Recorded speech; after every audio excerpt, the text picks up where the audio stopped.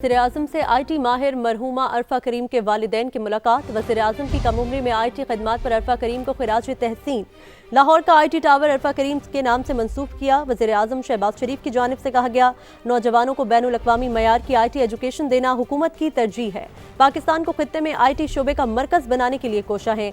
आला कारकर्दगी दिखाने वाले तलबा में लैपटॉप्स तकसीम किए जा रहे हैं। IT की तरक्की के लिए अरफा करीम फाउंडेशन का क़याम खुश आइंद है। अरफा करीम फाउंडेशन की हर मुमकिन मदद को यकीनी बनाया जाएगा। अरफा करीम के वालिदैन की IT शोबे की तरक्की के लिए हुकूमती इक़दामात की तारीफ। अरफा करीम फाउंडेशन की चीफ एग्जीक्यूटिव ताबिंदा इस्लाम भी उस मौका पर मौजूद थीं। वज़ीर-ए-आज़म से IT माहिर मरहूमा अरफा करीम के वालिदैन की मुलाकात हुई है। वज़ीर-ए-आज़म शहबाज शरीफ की कम उम्री में IT खिदमात पर अरफा करीम को खिराज तहसीन।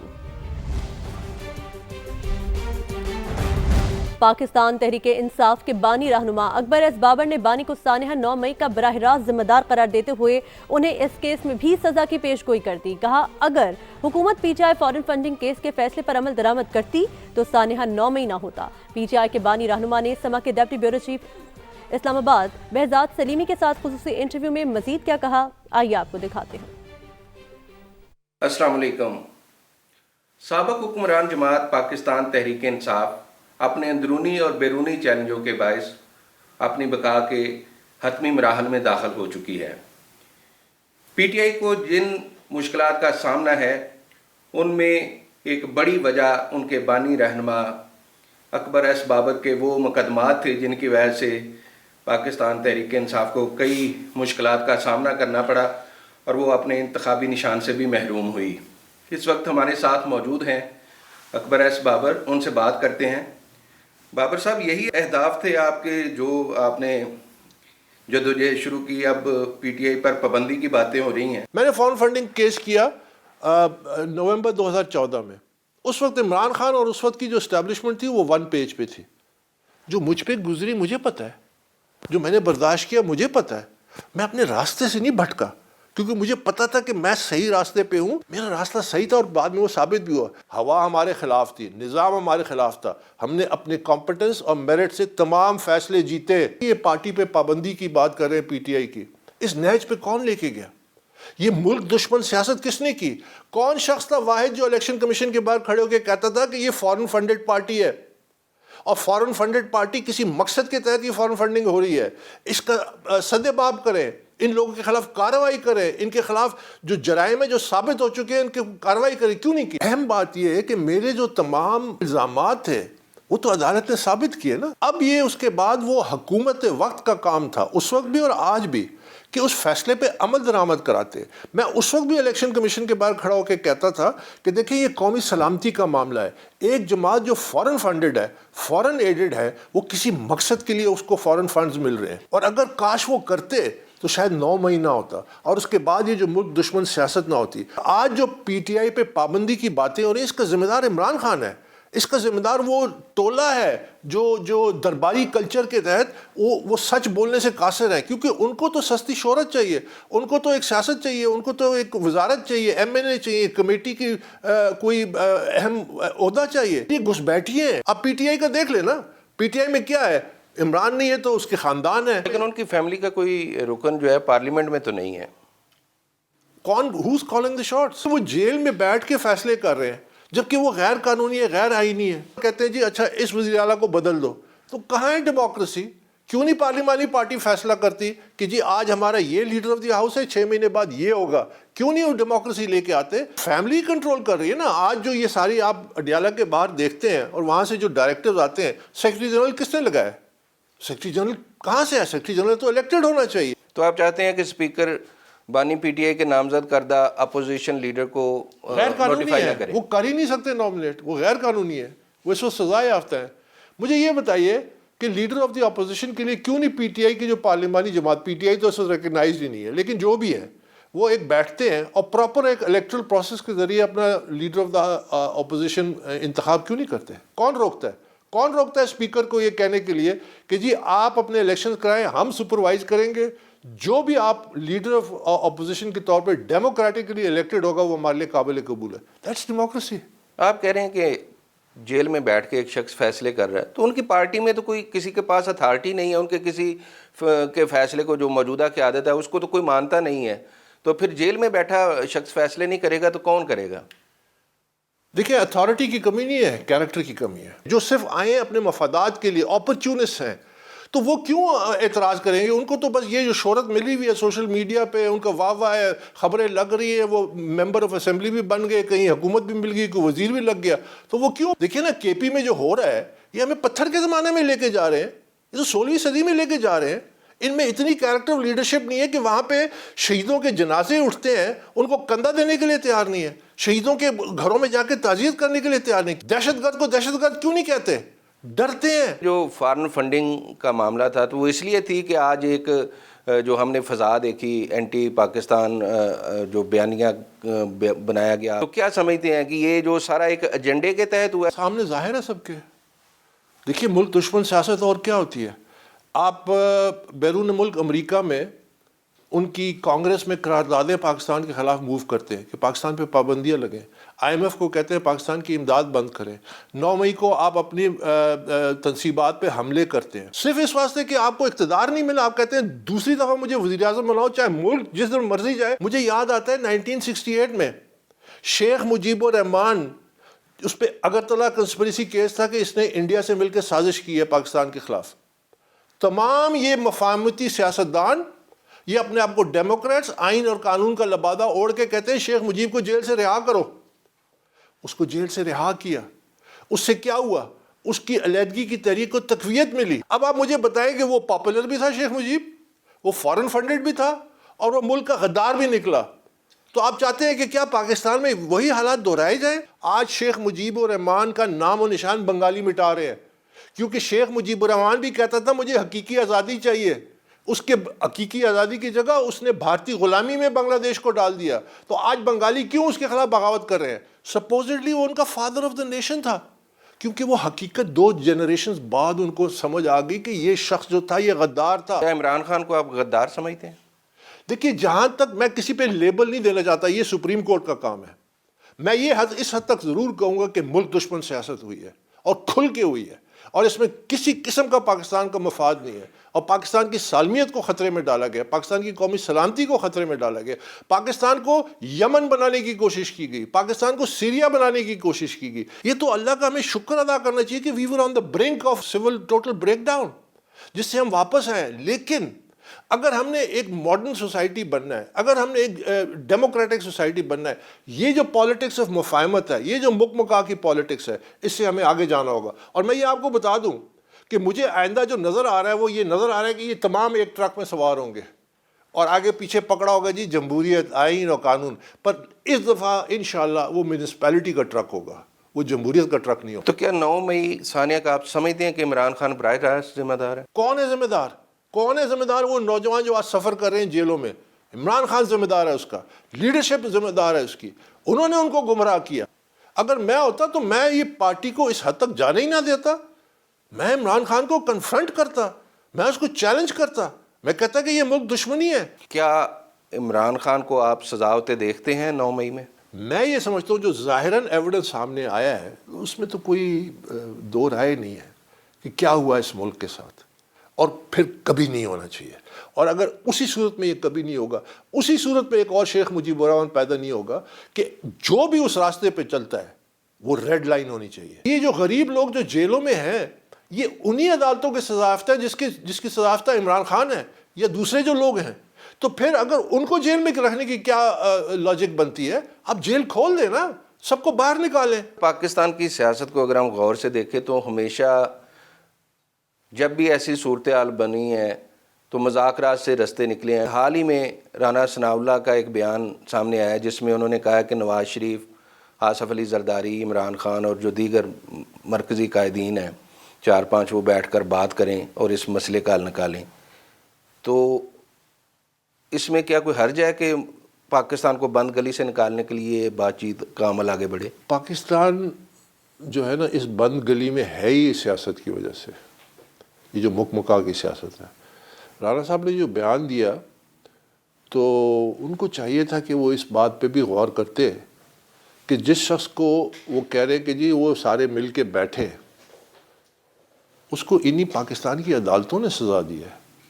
سپریم کورٹ کا PLD 2018 پیج 370 فیصلہ کہتا ہے کہ ایک سزا یافتہ شخص جو ہے وہ سیاست کے قریب نہیں لگ سکتا، وہ سیاست کو ڈائریکٹ نہیں کر سکتا۔ جب ایک سٹنگ ایڈوائزر فیڈرل لیول کا ایسی بات کرتا ہے تو آپ اندازہ لگائیں کہ اس کی نظر میں آئین اور قانون کی کیا حیثیت ہے۔ آپ نے آئین اور قانون کی وقت ہی ختم کر دی۔ بات چیت کس ایجنڈے پہ ہوگی؟ عوام کے سامنے رکھیں گے جی ہم نے الیکٹرل ریفارم کرنے، ہم نے عدلیہ کی آزادی کا کرنا ہے۔ اصل میں کیا ہوگا مقصد؟ کہ پروسیکیوشن پیچھے ہٹ جائے، جتنے لوگ اس وقت الزام ہے یا قید میں یا جیل سے باہر آ جائیں۔ ون پوائنٹ ایجنڈا کہ پولیٹیکل ایلیٹ جو ہے دیٹ از ابو دا لا۔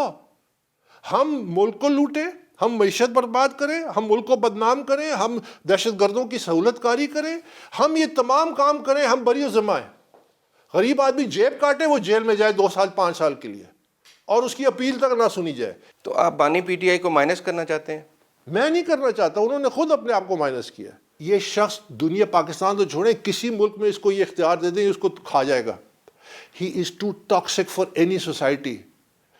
پاکستان کی پالیٹکس میں ایسی سیاست کی کوئی گنجائش نہیں۔ We have to move on. اگر آپ نے ڈیموکریسی کے راستے پہ چلنا ہے تو سیاسی جماعتوں کو آپ نے ڈیموکریٹائز کرنا ہے۔ آپ دیکھیں گے کہ ایک دفعہ، اور الیکشن کمیشن کے ماتحت الیکشن کریں نا، ہم نے تو لکھ کے دیا ہے، میں نے تو لکھ کے دیا کہ آپ PTI کے intra party election commission monitor کریں۔ کیوں نہیں کرنے دیتے؟ کیونکہ یہ وہ کنٹرول چاہتے ہیں، پولیٹیکل پاور چاہتے ہیں، جس کی وجہ سے پھر اپنے فائدے اٹھاتے ہیں۔ آپ نے الیکشن کمیشن کو درخواست تو دی تھی، تو کیا اس ایپلیکیشن کو دوبارہ ٹیک اپ کریں گے کہ جو انٹرا پارٹی الیکشن ہے وہ الیکشن کمیشن کے زیر اہتمام ہوں؟ تو انہوں نے لاہور ہائی کورٹ میں ایک لارجر بینچ سے اسٹے لے لیا کہ الیکشن کمیشن کو پابند کر دیا کہ آپ فیصلہ نہیں سنا سکتے جب تک یہ اسٹے موجود ہے۔ تو اس وقت وہ اسٹیٹس کو یہ ہے کہ وہ اسٹے ہے، اور اسٹے PTI نے لیا ہے۔ تو ہم دوبارہ درخواست بھی دیں گے اور سپریم کورٹ میں بھی ہم جانے کے لیے تیار ہیں۔ اس وقت PTI تو آپ کے سامنے ایک چوچوں کا مربع ہے۔ اب میں کیا ان کی تفصیلات میں جاؤں، اس کی فیملی بھی اندر انوالو ہو گئی ہے۔ یعنی موروثی سیاست کے خلاف اگر کسی جماعت نے آواز اٹھائی تھی وہ PTI تھی۔ آج موروثیت کی سب سے بڑی نشانی جو ہے وہ PTI ہے۔ آپ اٹھا لیں، حلقے اٹھا لیں، سوابی کا حلقہ لے لیں، آپ پشاور کا حلقہ لے لیں، آپ مردان کے حلقے لے لیں، کیا ہے سوائے موروثیت کے؟ آج PTI جس طرح ریاستی اداروں کے ساتھ، بالخصوص پاک فوج کے ساتھ ایک ٹکراؤ کی کیفیت میں ہے، تو کیا رزلٹ دیکھتے ہیں؟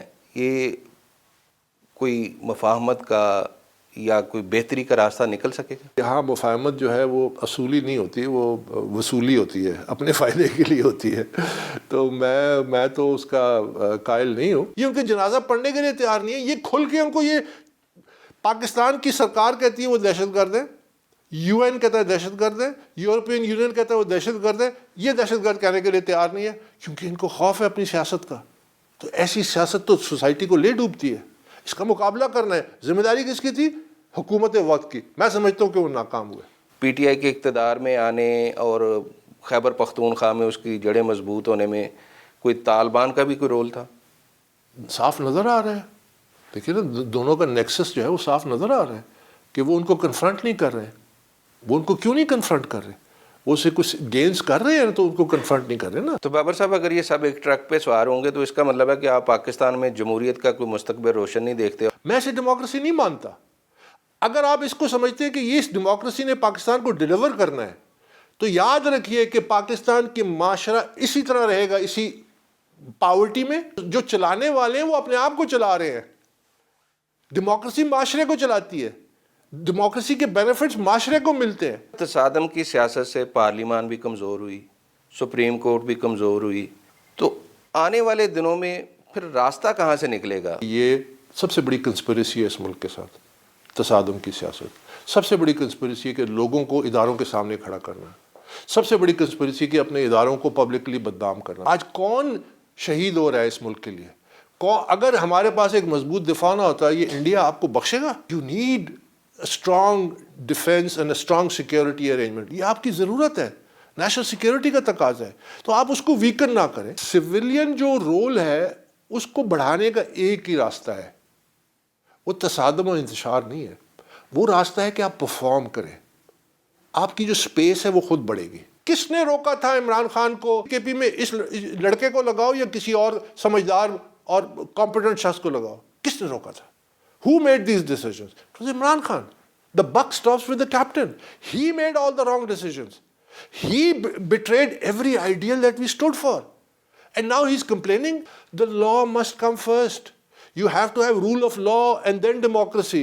اگر آپ ڈیموکریسی کو لا کے اوپر لے آئے نا تو پھر وہ موبوکریسی ہے کہ جو جتنا بڑا موب اکٹھا کرے گا وہ قانون ہے. And that is totally destructive. وہ فیشسٹ نظام میں ہوتا ہے. پی ٹی آئی پھر بات کرتی ہے تو وہ یہی کہتی ہے کہ جی ان سے بات کریں گے جن کے پاس اصل طاقت ہے, اصل اختیارات ہیں. یعنی وہ فوج سے ہی بات کرنا چاہتے ہیں جو کہ بارہ کلیئر کر چکی ہے کہ وہ کسی سیاسی مذاکرات کا حصہ نہیں بنے گی. بات کیا کرنا چاہتی ہے؟ مجھے آپ یہ سمجھائیں نا کہ وہ کیا بات کرنا چاہتی ہے. وہ یہی بات کرنا چاہتی ہے نا کہ ہمیں جیلوں سے باہر نکال. این آر او چاہتے ہیں, مکا کی سیاست چاہتے ہیں. کہتے ہیں اچھا ٹھیک ہے, ہمیں اقتدار کے لیے راستے کھولو تاکہ پھر ہم آ کے اور آئندہ ہم یہ نہیں ہوگا, وہ نہیں ہوگا, فلانا نہیں ہوگا. یہی ہے نا. بابر صاحب, اب آپ کی سیاست کیا ہے؟ آپ پی ٹی آئی میں ہیں, پی ٹی آئی سے باہر ہیں, یا پی ٹی آئی کو بچانے کے لیے کوئی رول پلے کریں گے؟ میں نے تو پچھلے کئی سالوں سے پوری کوشش کی کہ پی ٹی آئی کو بچا لوں. پی ٹی آئی ورکرز کی امانت ہے, یہ امانت ان کو واپس کریں. لیٹ دا ورکرز ڈیسائیڈ کہ لیڈرشپ کون سی اچھی ہے کون سی بری. یہ جو مت تھی نا کہ جی اب یہ عمران خان کی پاپولیرٹی ہے, I think it's waning, it is cracking, because K P میں جو کچھ ہو رہا ہے لوگ دیکھ رہے ہیں, چینج آ رہا ہے. سو میرے نزدیک وہ جو حالات تھے وہ جمہور ٹوٹ چکا ہے. اب وہ کب پروپیل ہو کے اور اچھے لوگ ہم لوگ اکٹھے ہو کے لوگوں کو وہ نظر آئے کہ ہاں دیر از اے پازیٹیو وے فارورڈ, وہ کب ہوگا ٹائم لائن نہیں دے سکتا, لیکن وہ ہوگا. بہت شکریہ بابر صاحب. آپ نے سنا اکبر ایس بابر کو, انہوں نے سانیہ 9 مئی میں بانی P T I Imran Khan کو براہ راست ملوث قرار دیتے ہوئے کہا ہے کہ بانی کا بیانیہ بھی غیر مقبول ہوتا جا رہا ہے اور آنے والے دنوں میں وہ پاکستان تحریک انصاف کے ہم خیال رہنماؤں کے ساتھ مل کر ایک بہتری اور تبدیلی کی کوشش کریں گے.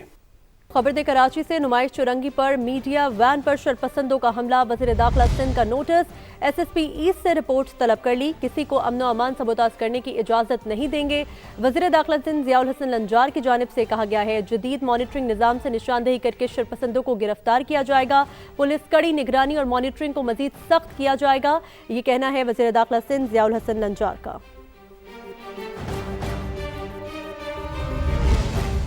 اور اب بات کریں اسلام آباد میں سلنڈر کی غیر قانونی فلنگ کا دھندا جاری ہے. شہر کے مختلف سیکٹرز میں رہائشی اور کمرشل ایریاز میں غیر قانونی فلنگ کی جا رہی ہے. 8 قیمتی جانیں ضائع ہونے کے باوجود کوئی روکنے والا نہیں. مزید تفصیلات جانتے ہیں شہزاد علی سے. شہزاد, کیا تفصیلات ہیں؟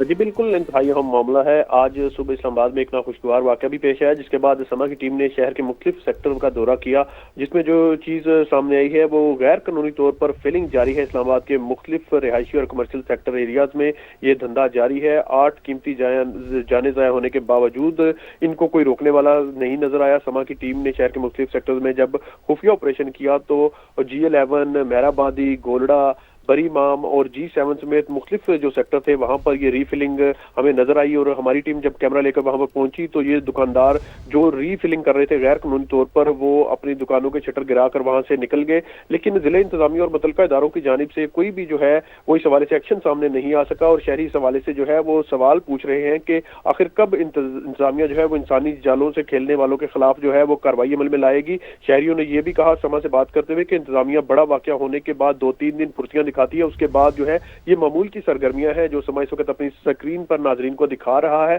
اور اس حوالے سے شہریوں میں کافی خدشات ہیں اور تشویش کی لہر ہے کہ اس حوالے سے کافی خدشات ہیں اور تشویش کی لہر ہے شہریوں میں. نمائندہ سما ہمیں اپڈیٹ کر رہے تھے, بہت شکریہ آپ کا شہزاد.